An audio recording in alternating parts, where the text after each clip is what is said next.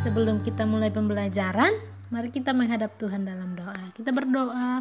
Terima kasih Bapa di surga untuk penyertaan-Mu dalam kehidupan kami. Kami akan belajar budi pekerti. Mari Tuhan memberkati kami agar karakter sikap kami boleh sesuai dengan kehendak-Mu.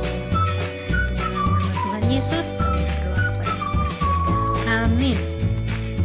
Materi kita yang keempat adalah menghormati milik orang lain. Nah, mengapa kita harus menghormati milik orang lain?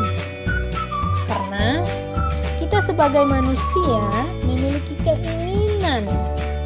Keinginan itu kadang kita mau lebih maju, kadang kita mau lebih baik, bahkan lebih unggul dari orang lain. Hal itu baik, tapi manusia memiliki caranya masing-masing untuk mengejar keinginannya. Jadi anak-anak, kita tidak perlu menjatuhkan orang lain. Kita tidak boleh iri kepada kepunyaan orang lain. Kita tidak boleh menjatuhkan dengan cara yang tidak baik. Bahwa kita tidak perlu membuat orang tersakiti. Seringkali manusia lupa untuk menghargai manusia lain. Kadang-kadang kita tidak peduli, kita cuek, bahkan meremehkan orang lain. Jadi anak-anak, saat sekarang ini kita bisa melihat media atau elektronik lainnya, internet. Hampir setiap saat kita membaca atau mendengar berita yang mengejutkan, tindakan yang tidak menghormati hak milik orang lain atau milik umum.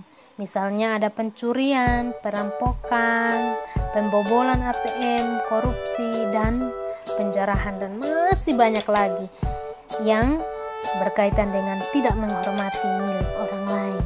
Nah, pada umumnya perilaku tersebut dilatar belakangi oleh sikap serakah atau sikap rakus atau sikap tidak puas di dalam dirinya. Sikap serakah menghalalkan banyak cara agar kita bisa menjadi orang yang sukses. Tapi di sini mau mengajarkan kepada kita harus mempunyai sikap adil. Artinya bahwa sikap hormat terhadap milik orang lain, karena adil berarti kita menghormati hak milik orang lain. Sebagai makhluk sosial yang hidup bersama, kita tidak jarang terlibat dalam situasi saling membutuhkan. Kita meminjam barang milik orang lain dan mengembalikan barang yang kita pinjam dalam keadaan yang baik dan pada waktu yang telah disepakati. Jadi anak-anak, kita harus mempunyai sikap adil dari hal-hal yang kecil, seperti berbagi dengan sesama kita. Oleh sebab itu anak-anak, kita harus mempunyai sikap-sikap seperti yang ditulis di sini. Yang pertama, berbagi. Kita harus mempunyai kesediaan untuk mau berbagi dengan teman-teman yang berkekurangan dan membutuhkan bantuan. Yang kedua, sikap berterima kasih atas kebaikan dan pertolongan dari teman. Ya. Sikap yang ketiga, sikap bertanggung jawab atas fasilitas umum atau barang pinjaman. Yang keempat, misalnya kita meminjam buku di perpustakaan dan kita harus menjaganya dengan baik. Kita tidak boleh merusaknya. Kita harus belajar bertanggung jawab. Dan yang berikut, kita harus memiliki sikap menerima diri dan tidak tergoda dengan hak milik orang lain. Tidak serakah, tidak mencuri, atau bersikap yang tidak terpuji dalam memiliki sesuatu. Jadi sebagai makhluk sosial, kita harus hidup bersama. Setiap berkat yang kita miliki adalah bonus dari Tuhan. Untuk itu kita tidak boleh rakus.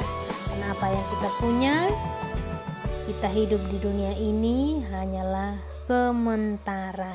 Jadi kita harus berbagi, kita diajarkan untuk berbagi dengan sesama kita. Tuhan memberkati, kita tetap semangat. Tugas anak-anak, silakan mengerjakan tugas yang ada di halaman 16. Kerjakan di buku tugas, difoto dan dikirim ke Miss Yuyun. Selamat mengerjakan.